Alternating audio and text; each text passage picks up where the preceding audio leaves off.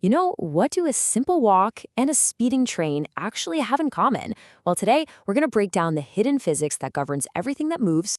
Okay, so let's jump right in with a little puzzle. Take a look at this train. Any idea how long it'll take to cross that bridge?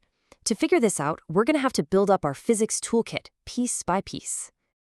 So, first up, we need to get our heads around a really fundamental idea: the difference between distance and displacement. Trust me, this is the first key to unlocking the whole puzzle.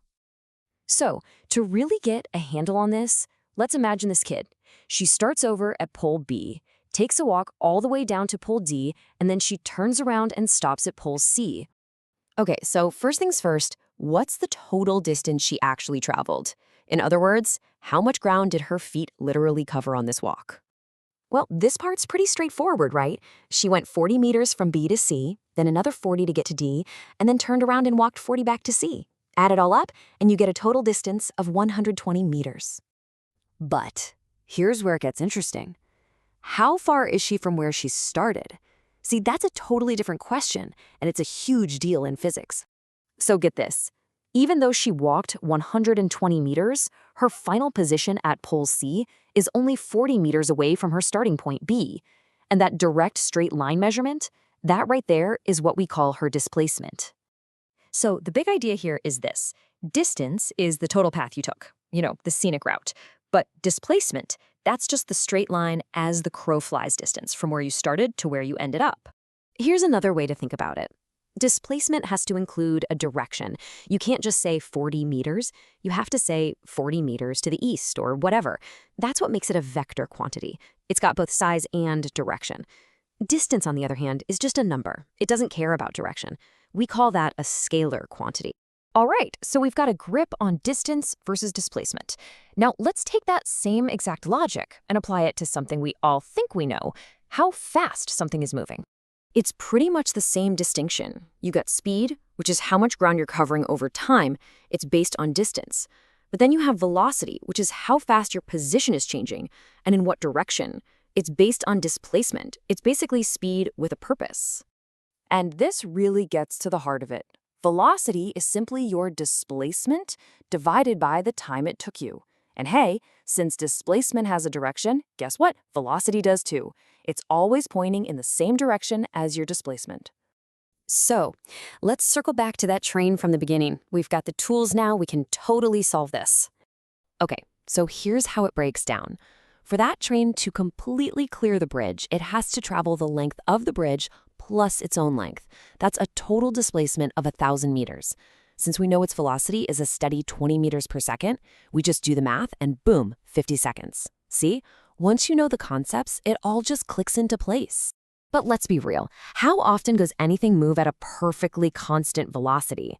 I mean, in the real world, things are always speeding up, slowing down. So what happens when velocity isn't constant? Well, that's where our next big idea comes into play: acceleration. Check out this bus, starting from a total standstill. Notice that every 2 seconds, its velocity increases by the exact same amount, 4 meters per second.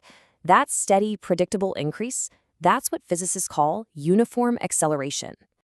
So really, acceleration is just the term we use for the rate of change of velocity. All you do is take your final velocity, subtract the initial one, and divide by how long that change took. And yep, just like velocity, it's a vector. Direction matters. And it's not always about putting the pedal to the metal. When you hit the brakes and slow down, that's a change in velocity too, right? We call that negative acceleration, or sometimes you'll hear it called deceleration. Now, this is where it all comes together. We can actually take these ideas, displacement, velocity, acceleration, and plug them into some seriously powerful formulas that let us predict how things will move. The first equation of motion is basically just a rearranged version of the definition for acceleration we just saw. It's a really handy formula that connects an object's final velocity with where it started, how much it's accelerating, and for how long. So, for example, picture a car already doing 10 meters per second. If it starts accelerating at 5 meters per second squared, then after just 2 seconds, boom, its final velocity is now 20 meters per second. And that leads us to the second equation of motion, which is just as awesome. This one lets us calculate the total displacement, how far something has gone while it's accelerating. It's the key to figuring out the journey of that car we were just talking about. Okay, so we've got this awesome physics toolkit now. But why does any of this matter when you're not in a lab? Well, it turns out you're using this stuff every single day, especially when you're on the road. Think about it. Every single traffic sign is basically a physics instruction. Speed limits, they're telling you to control your velocity. A hump ahead sign, that's a warning to change your acceleration. Even those distance markers are giving you info about your displacement.